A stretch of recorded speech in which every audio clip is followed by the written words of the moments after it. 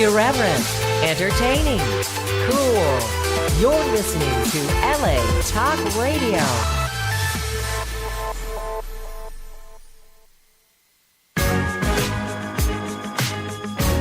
You're listening to What Women Want with Judy Goss and Kristin West, only on LA Talk Radio. Hello, everyone, and thank you for joining us at What Women Want Talk Radio, currently boasting over 10,000 listeners a show, and I am here with my co-host, Kristin West. Our show tonight is Creating Lasting Change, with conversation that feeds our mind and energizes our spirit. We talk about things you want to know and things you may not want to talk about, so we will. And we're talking about change tonight and making it last. The new year is coming up upon us, and a lot of people are looking to make changes. Well, our guest is Bill Carmody from Inc.com. He's also a motivational speaker and author.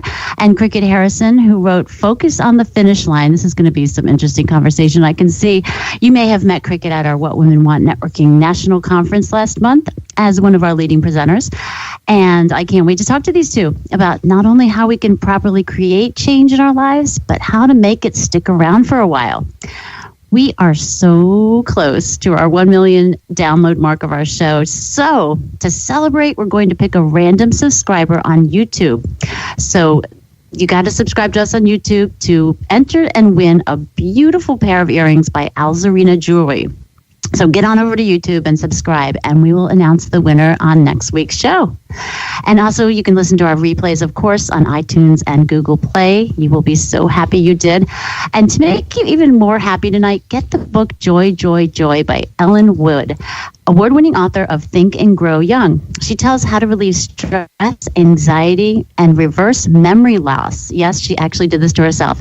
And order copies for yourself and anyone who could use some joy, joy, joy this season. So go to thebookofjoyjoyjoy.com to order your copy. Plus, she is featured in our holiday gift guide, which just went up live on What Women Want Networking.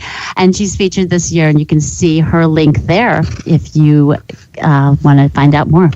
So my background comes from the fashion and publishing worlds. I was a high fashion model with Ford New York before becoming a magazine editor.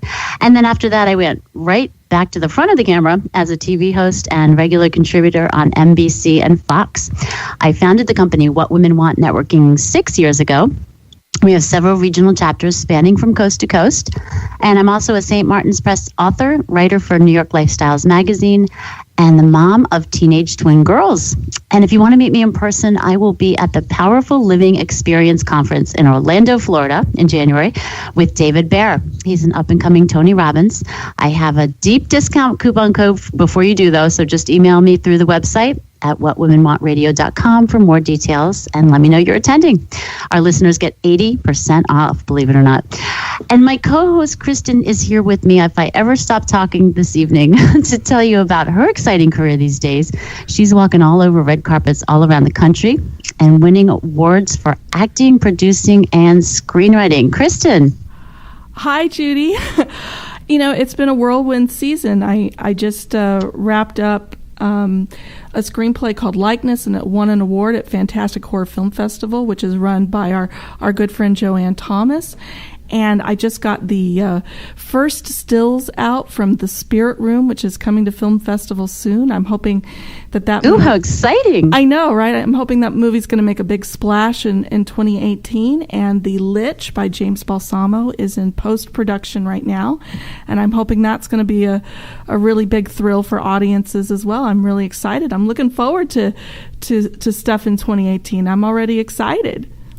And are these all horror movies, thrillers, or what kind of movies are they? Likeness is a fantasy script. It is sort of a fairy tale type of script, but it's considered a fairy tale. It's considered a subgenre of horror. Fantasy is considered part of that sort of subgenre.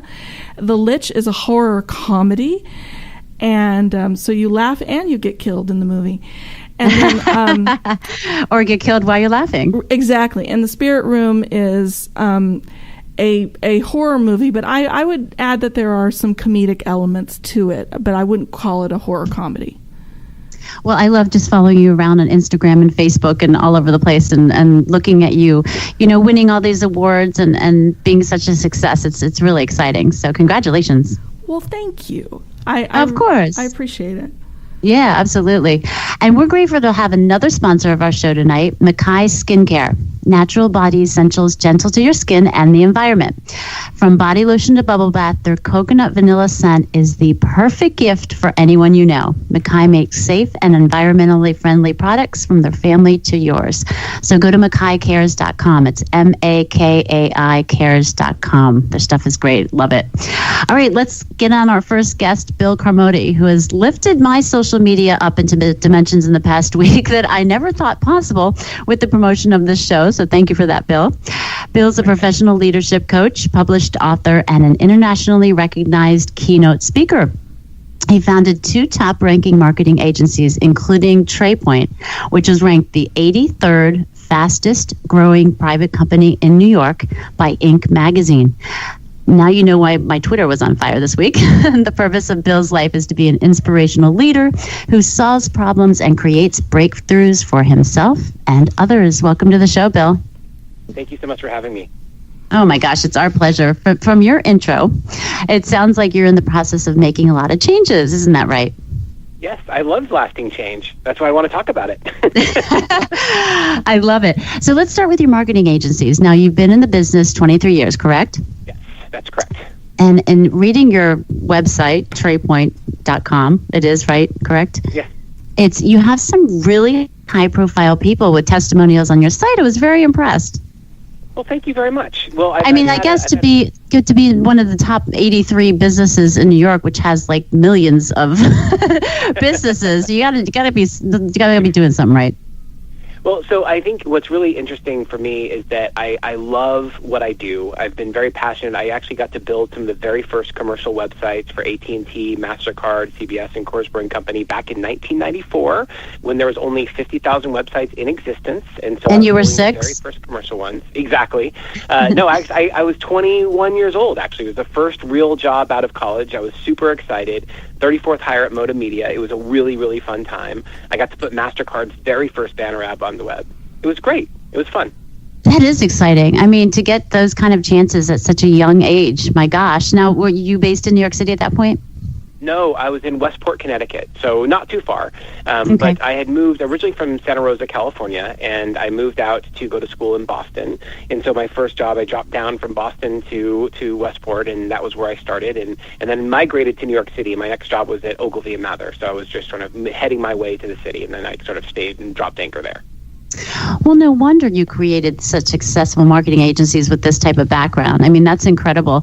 So you've been basically in a corporate world. I mean, it's a very creative world, but it's still corporate, right? Compared to what you're about to embark on. Why the change now? What's going on in your life that you're doing this? So in 2015, from the outside looking in, I had the perfect life. You know, I had been married for 15 years. I had the fastest growing company in New York, according to Inc. magazine, as you said. Everything was exactly the way you would look from the outside looking in, and I was totally unhappy. And what was happening for me was it was like an iceberg. To the outside, there was this great thing, and then deep down, it was just in total pain. And I was the heaviest I'd ever been. I weighed 255 pounds. I had taken a horrible toll on my health. I had created great wealth for myself and these great companies, and at the same time, I was miserable.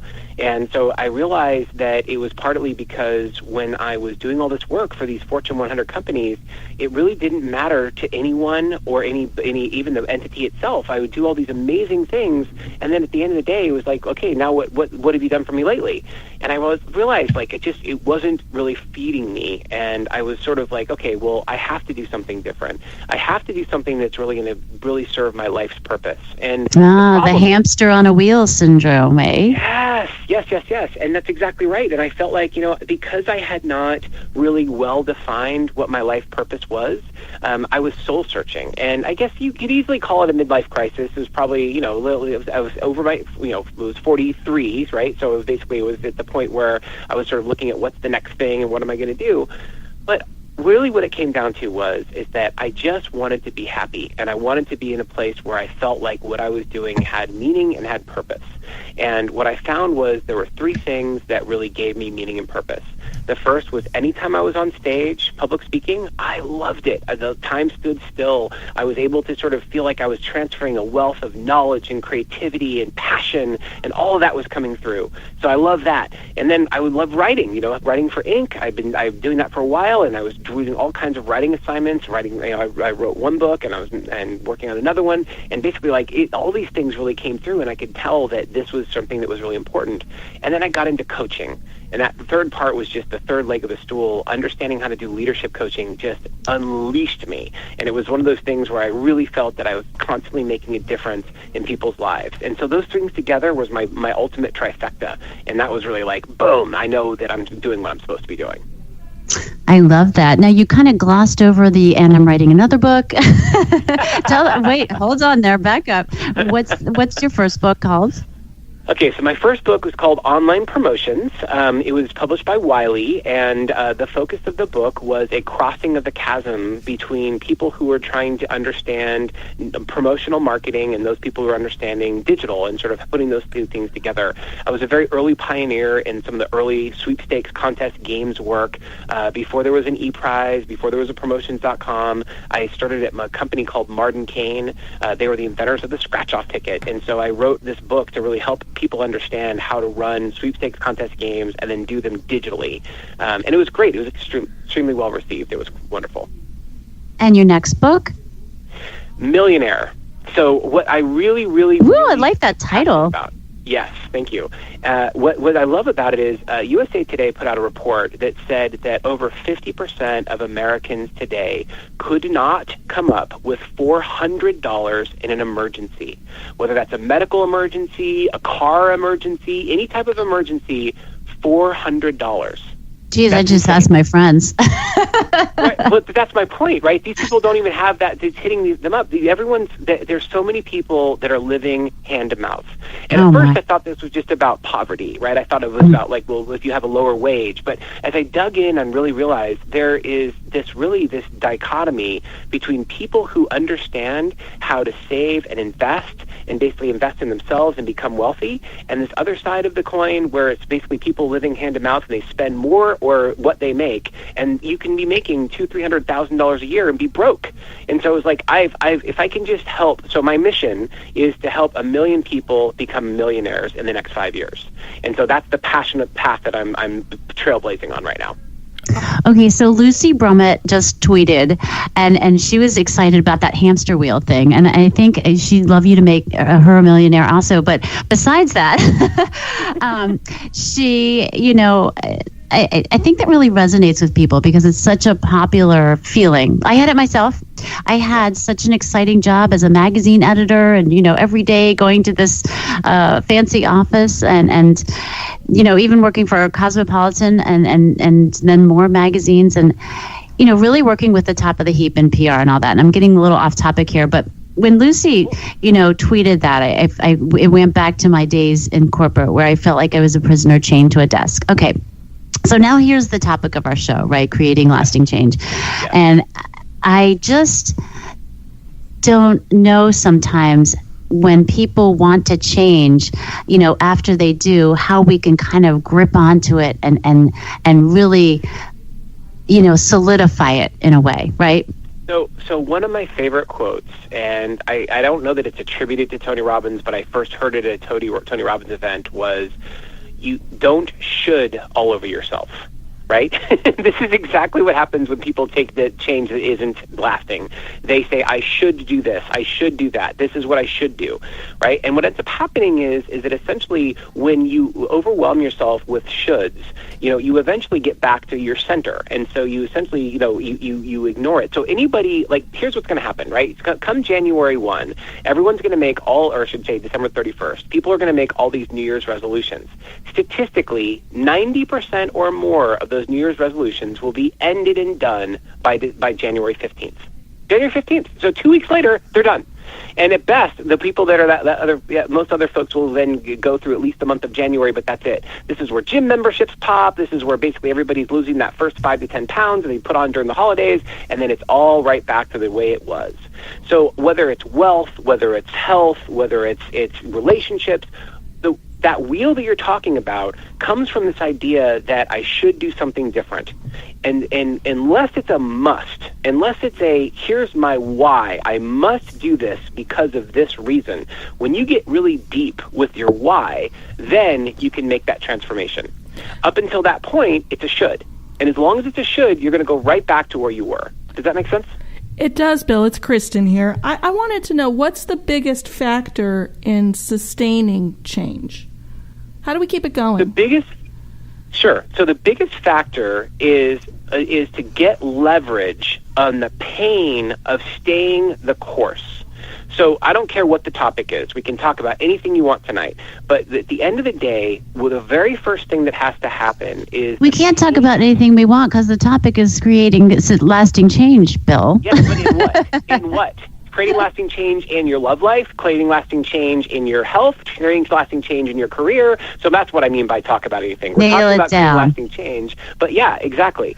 So let's purpose of conversation talk about weight loss, because it's a really popular one right around this time of year. Everybody's binging on all the cakes and cookies and all the wonderful sweets that are hanging out all the way from basically Halloween through Thanksgiving to Christmas. And inevitably, people are putting on at least 10 pounds between October 31st and December 31st. So that's a great example, but we could leverage anything else you want to talk about. So what happens is that when somebody basically is going through a yo-yo diet, they're starting off saying, this is what I want, right? But then basically they go right back to their old bad habits, because essentially they haven't got a strong enough why, and they don't have enough pain to pull them through and get leverage. And what I mean by pain is really understanding the ultimate outcome. You know, if you stay on this path, what will occur? And if you really get deep with that and say, if I don't do anything, here's what's going to be my outcome, that's the first thing that can usually give you enough pain to realize this is not what I want. But then the flip side also has to occur. You have to say, what is the opposite, and why do you want it badly enough? And if you understand that why, that's when you can start to create lasting change. But that's just the first step. Does that make sense? It makes sense to me, and I think sometimes we can become very intoxicated with the why, and sometimes our minds can create, you know, this alternative fantasy reality where we have all the boxes checked. How do we keep our goals realistic? How high is too high to aim with this, Bill? Yeah, right. because they say dream big, right? But if you dream too big, then you get disappointed. So 2 years ago, I was the heaviest I'd ever been, right? So I was 255 pounds. This year, as of July 29th, I did a full Ironman. That's 140.6 miles. 2.4 mile swim, 112-mile bike, and a full marathon. So you want to talk congratulations. I went from one extreme to another, right? I went from fat ass to badass, right? Yeah, but did you just decide one day, I'm going to do this? No, you couldn't. You couldn't. If I basically just decide I'm going to do this, and then I'll be getting up at, it's okay. In order to do an Ironman, you have to do a good 2 hours of training every day. Well, if you have it in a full-time job, you actually have to get up and out of bed about 3:30 a.m. every morning for basically about 5 months. But you have to start with the goal, though. That's what I'm saying. Right. So, but starting with the goal is the why. Why do you want to do an Ironman? I don't want it because I should do it. It's not because it's on my bucket list. I'm going to check something off my list. You'll never, ever accomplish it if that's all it is. I had to go into the depth and saying, by doing this, I'm proving to myself that I can be much better than I've been physically. I can go to a new level of health, and I'm going to extend my life.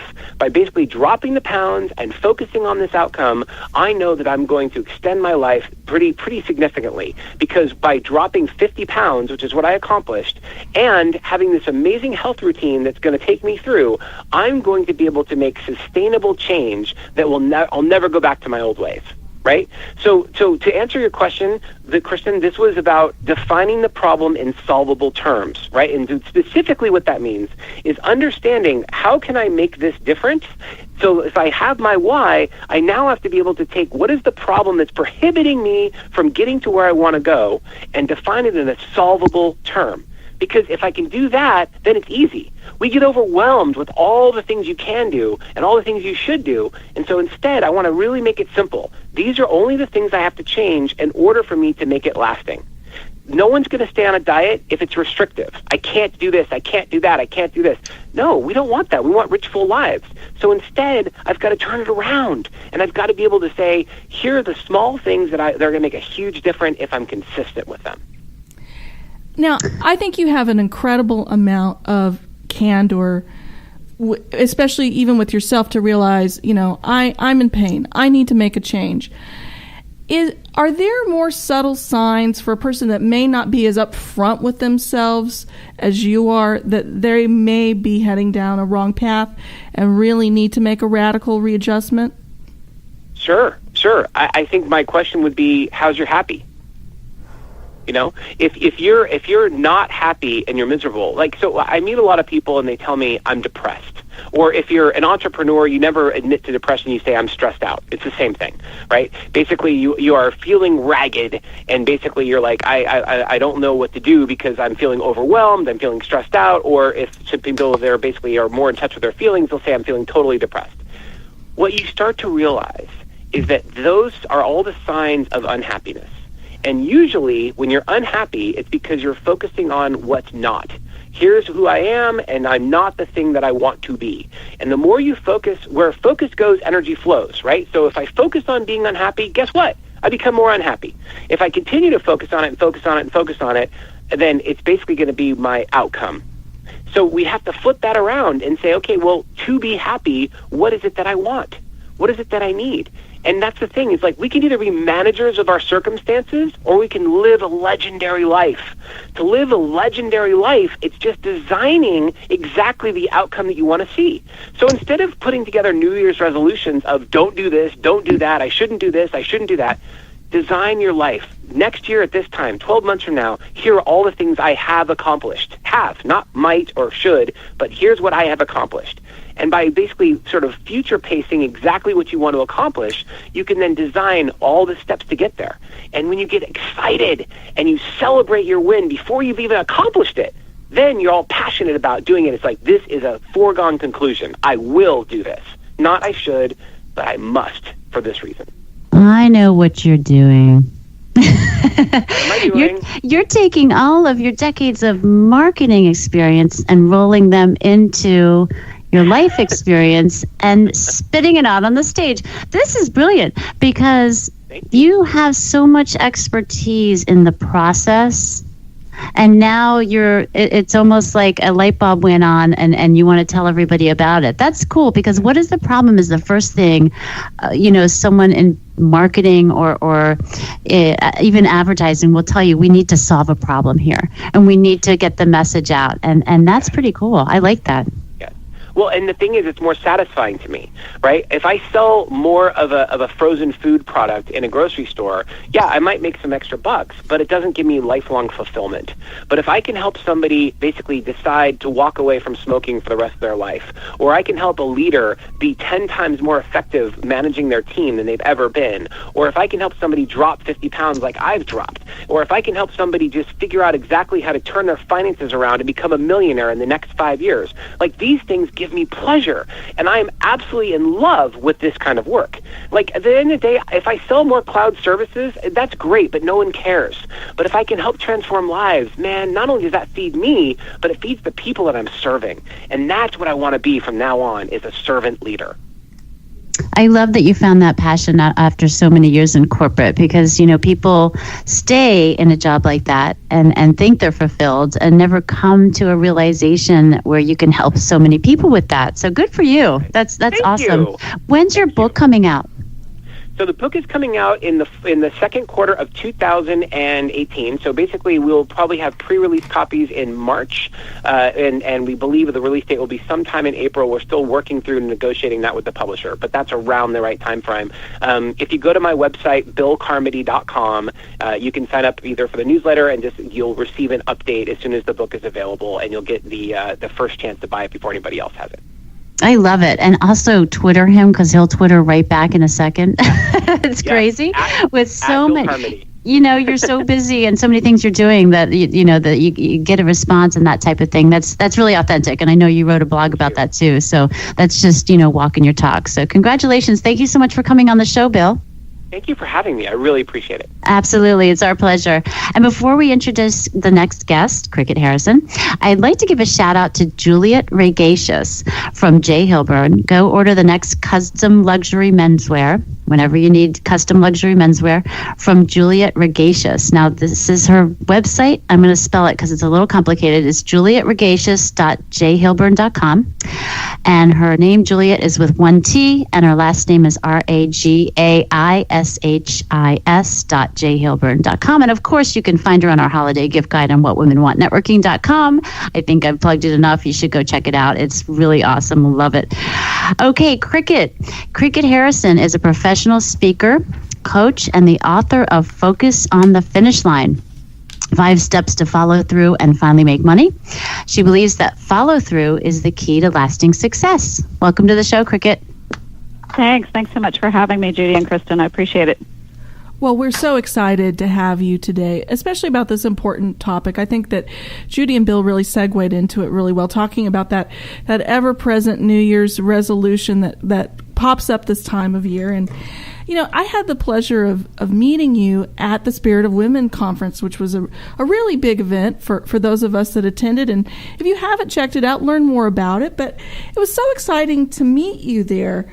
What was your message at that conference? What did you come to Atlanta to let people know about?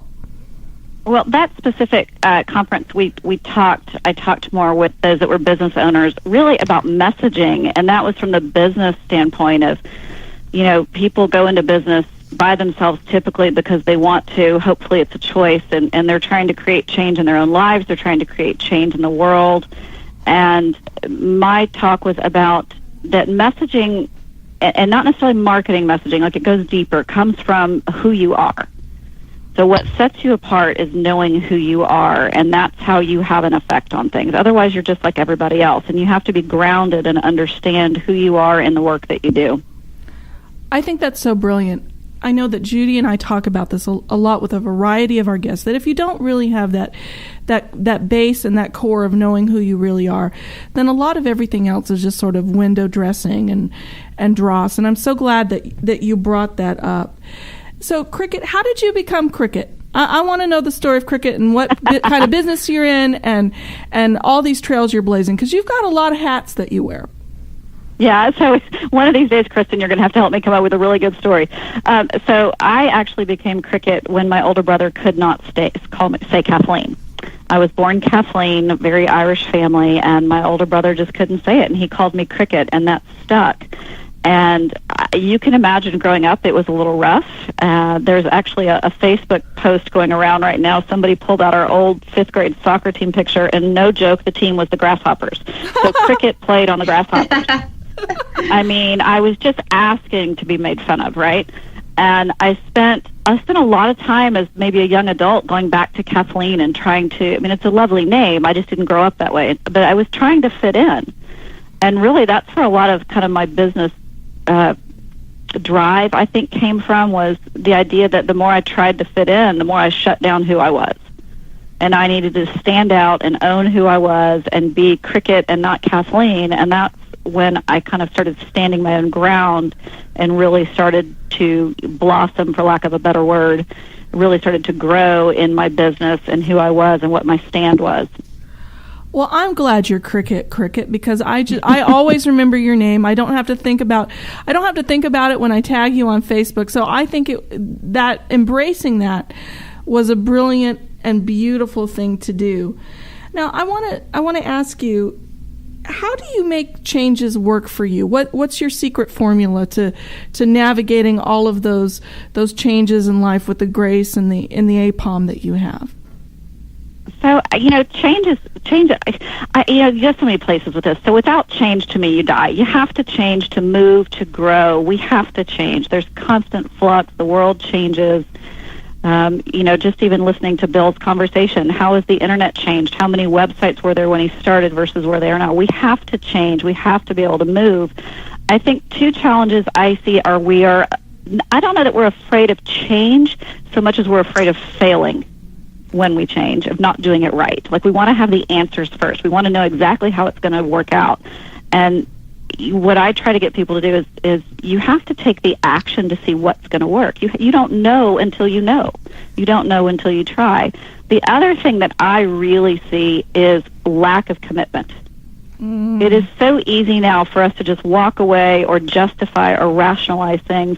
There's a lot of things that I probably, in my world, I would say should, because I probably should get up and see my kids off to school in the morning, right?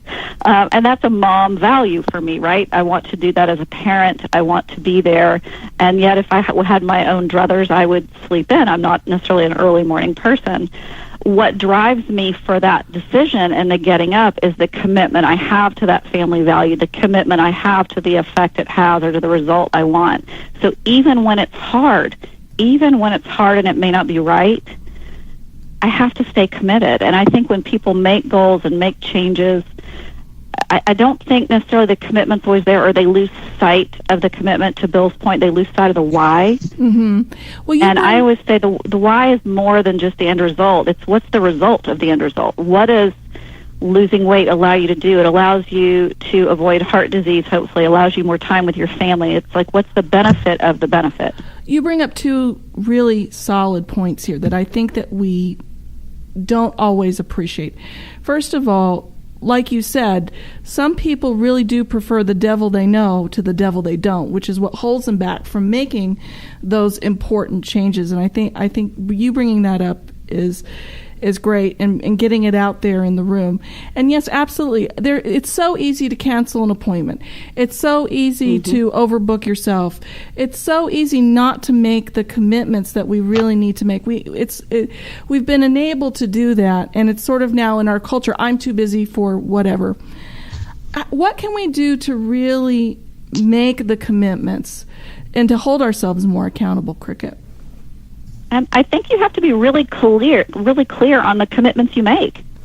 I think you have to stop, women especially, not to, segregate things out by gender, but, growing up in the South especially, and I don't know, Kristin, if you had this experience in Texas, but we were both from Texas when we were younger, but, to say no, to not do something, to kind of put your foot down was kind of a, like a negative. Like, they're like, oh my gosh, I can't believe she said no. Right. And I think, sometimes people say yes for the wrong reasons. They say yes to be people pleasers, and it's not really what they want. And again, it goes back to they're not clear in who they are and what they want. And when you are really clear in who you are, what you stand for, and what you want, you make the decisions that you want to be committed to instead of doing it for someone else or for the wrong reason. You bring up an excellent point, and I have experienced that being from Texas, and I know even women who don't necessarily have a background in being raised in the South. You do have that tendency to want to accommodate, please, and be seen as a nice lady. And right. there's that, and I'm astounded that I've forgotten who said it, but nice women seldom make history. And sometimes you do have to say no, and women are not necessarily acculturated in saying no in ways that are empowering for them. They feel shame about it. Is there anything else that you feel that women have a hard time with when making change besides having a space where you can say no? Is there any other way that women are challenged with making those vital life changes? Well, I think it depends, again, on, it may not necessarily be about women, but it depends on the roles they play. I know for a lot of the women I work with, they're playing multiple roles. They are still primary caregiver, and I'm blessed to say that wasn't my situation, but a lot of them are they're doing so many things. And what I've noticed when it comes to making changes, it's almost like, bucking the status quo. And even if it's in their own life, the thing about change is when you try to change something in your life drastically, big, important, even if it's losing 50 pounds, it affects the people around you and requires them to change as well. And they don't want to change either. And one of the things I've seen over the years is just when you're up to something big, when you want to do something that's really different for your life, for your direction, maybe it's your career, maybe it's not, whatever it is when you change, the people closest to you are automatically going to be affected by that change. Therefore, they are going to change at some level. Amen. And whether Kricket. and it's not conscious, but they will actually try to keep you where you are so that they don't have to change. Kricket, amen. I think you have it here, because no woman is an island. We all exist in a context, in a familial context, in a context of our community. Whatever we're trying to surmount, yeah, you're exactly right about this. I know I've experienced it in my life. I know others experience it as well. Is that you're basically in the context of the people around you, and you have to have that supportive environment to do that. I'm so glad you brought that point up. And now, Kricket, you have a company. Tell us about your company. Well, I've had a company called Bright Outside the Box for about 15 years now. It's been through a couple of changes, but it's funny because the name really came from that idea of watching. Most of my clients tend to be entrepreneurs, or what I kind of call risk takers in their profession, and watching that idea of as much as they want to be a part of something, the more people tried to fit in, the more they kind of lost who they are. And what I see is that your talents and your strengths that make you stand out, those are the things you have to like capitalize on. And I'm like, stand out as far as you can, get noticed, be somebody. And so that's where that came from. And it's been a lot of fun. I just love that people that come in and say, well, I really want to do this, but I'm not sure, either nobody in my family did this, or it's kind of woo-woo, or maybe I'm going to be an entrepreneur and my whole family all, have MBAs and work for corporate. And I'm like, great, go be an entrepreneur. What do you want to do? It's that piece of helping people stand out. You said Go ahead, Kricket. Oh, okay. I was just reading a video interview with you, and you had mentioned, it's Judy, by the way. I got that. You had mentioned that entrepreneurs specifically seem to, what part of your, I guess, passion and mission is for getting entrepreneurs to finish what they start. Why do you think that is such a common problem? Is it because they're so creative and it's almost like the shiny penny syndrome, which I've seen so many times, or what is it that makes that? Yeah, I think I do. I think, people often say to me, I have too many ideas. And my response is there's no such thing as too many ideas. It's what you do with them that counts. It's learning how you manage them. Because I've heard that a lot, too, from entrepreneurs. Yeah. So many ideas. And I even get pitched all these ideas. And then I'm like, wait a minute, I can't work with everybody. Right. So too many ideas, it's not necessarily a bad thing. It's learning, how do you kind of rein that in? How do you make something out of that? What becomes of that? I think the too many ideas, if Steve Jobs hadn't had all his ideas, where would we be, right? Started in his garage.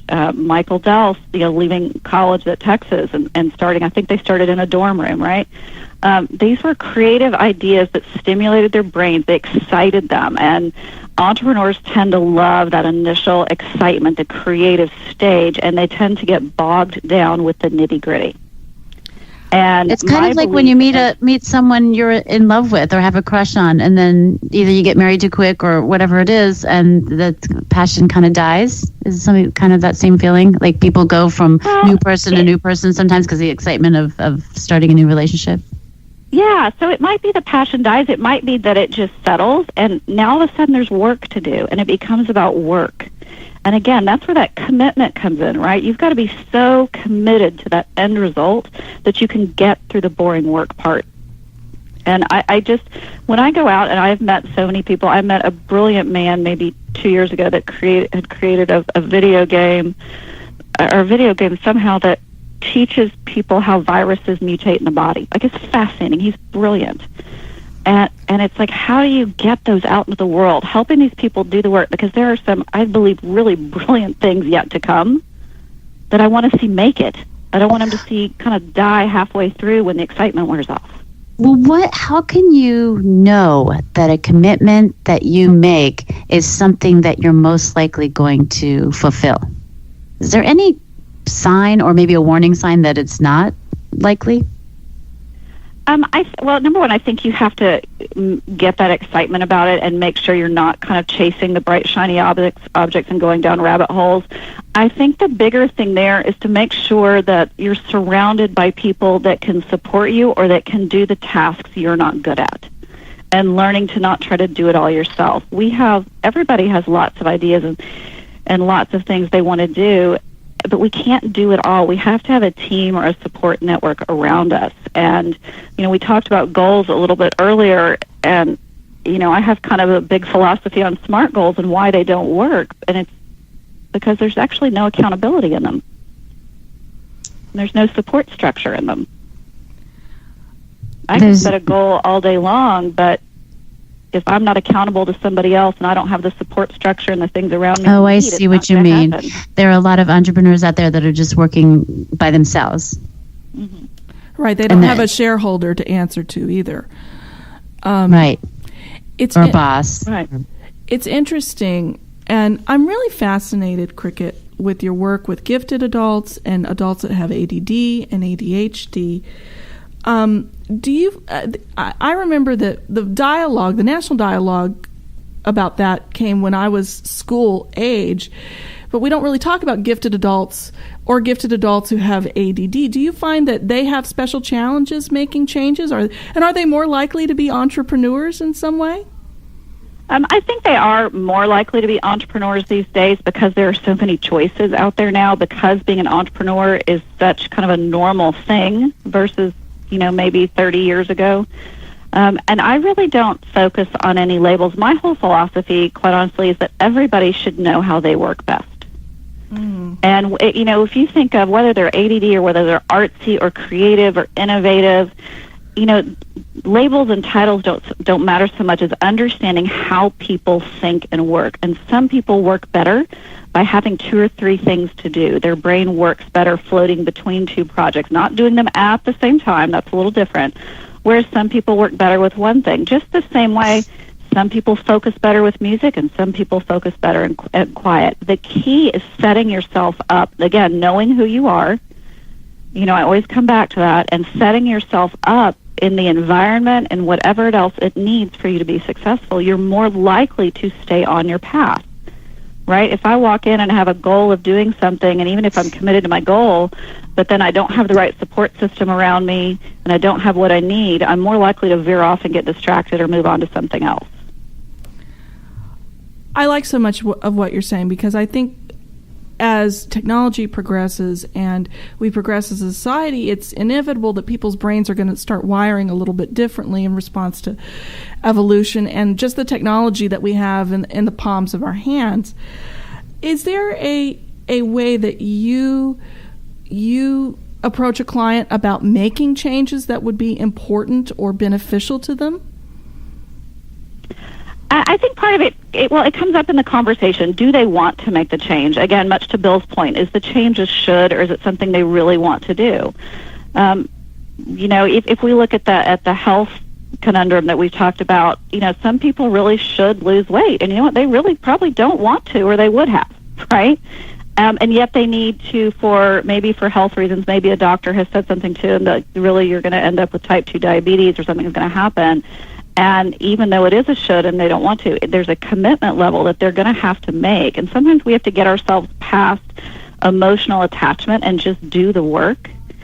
And it's not always fun. It's not always easy. It is better if we can kind of think long term. When I get through this will be the end result. This is the bonus. This is, not only will I lose weight, but I'll wear a bikini in Hawaii, and which means I'm right. It has to be that other piece. And I just think you have to continually drive to make sure that the change that needs to or wants to happen really is something that wants to happen, and that it's done in a way that the person can do it. Right? It has to be in a way that works for them. If I tell somebody to journal this process and they hate to write, it's not going to work. It has to be something doable for the way that person works, thinks, and processes information, so that they're more able to reach the end result they want. I think that speaks so much to meeting yourself where you're at, and you're so right. I think there's these little paths. Oh, well, you can journal about it, or you need to be in a Facebook group and be held accountable. Well, if you're introverted and really don't like and you get stressed by big groups, you're not necessarily going to want to do that. So I think there's a lot of wisdom in what you're saying there. Regarding change, do you think that there is a way for people to make changes incrementally instead of making this big decision, I'm going to make a change and it's going to be so wonderful? Is there a way to maybe check in with ourselves and maybe make a more routinized, for lack of a better way, change? Is there a more consistent way to introduce changes in our life instead of just doing it all at once one time in a big explosion and flurry of activity? Yeah, that's such an interesting question, because I read an article not too long ago that was on health, and it talked, and the purpose was like reaching goals, and and I wish I could remember to cite this article, but it said that people who were trying to lose 30 pounds or more were more successful than people trying to lose 5 or 10 pounds, because the goal was bigger and more monumental, therefore it took more commitment, right? It took more to do. So again, I think it goes with personality, and it goes with what the goal or the end result is. I am actually a big fan of when a goal is overwhelming, when a change is overwhelming. If you're faced with a move, if you're faced with something really drastic, you can't always take it in baby steps, but you can kind of respond to change in baby steps. Here's what I'm going to do now, because it's really about how you respond to it. You have a choice in how you respond to it, and when you're at choice, it's much more empowering than being a victim. And so again, I think it also comes down to personality styles. Some people can do stuff quick, cold turkey, jump right in and be great. Other people need to do things in small steps to avoid overwhelm, to be able to see each step as it goes, and they're far more successful. So, I'd love to give you a pat answer, but I really do believe it comes down to the personality of the person, how they work best. Kricket, I think you hit something really, really interesting there, is that sometimes we meet change that comes upon us, or we feel it's come upon us, even though it's sort of crept up on us over the years that we need to make a change. We meet it with resistance. Is there a way that you, or fear, or anger, or any sort of negative, unpleasant emotion, is there a way that when you've had to deal with changes that are unpleasant or unexpected, is there a tool or a tip or a trick or a mantra or anything that you've used to get over that hurdle so you could really get to the change that needed to be made? Well, there's a couple. The first one is, and this goes around like on the internet, so people have probably seen it, but the acronym for fear, false evidence appearing real. And so sometimes for me, that actually really resonated with me. And sometimes for me, when I notice that I'm like getting anxious or uptight or something like I'm uncomfortable, I'll sit there and say to myself, what is this about? What is real and what am I making up? Because a lot of times things happen and it's the emotional response we attach to them that affect our response, right? It's the emotional association we put to it.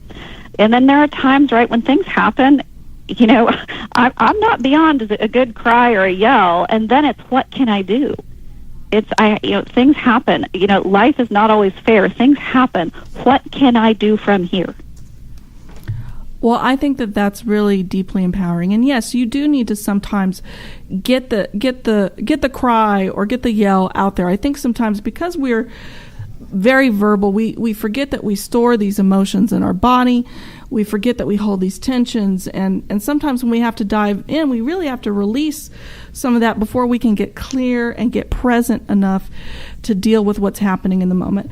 Kricket, I'm so excited that you came on the show, and I know our listeners have been excited by all the wonderful things you've had to say and to share, and especially if they connected with you at the conference. How do we stay in touch with you, learn more about what you're doing out in the world and what you offer?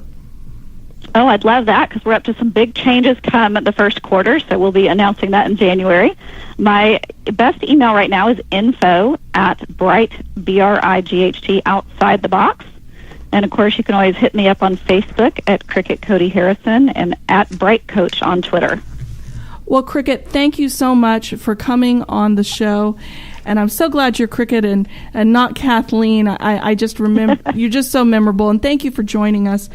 And remember, folks, subscribe to us on YouTube and don't miss one show, because next week we have Sabina Hitchin on from SabinaKnows.com and media personality Shinjini Das. Join us or visit at whatwomenwantradio.com, and we're going to see you next week, and we hope that you have a great night. You're listening to What Women Want with Judy Goss and Kristin West, only on LA Talk Radio.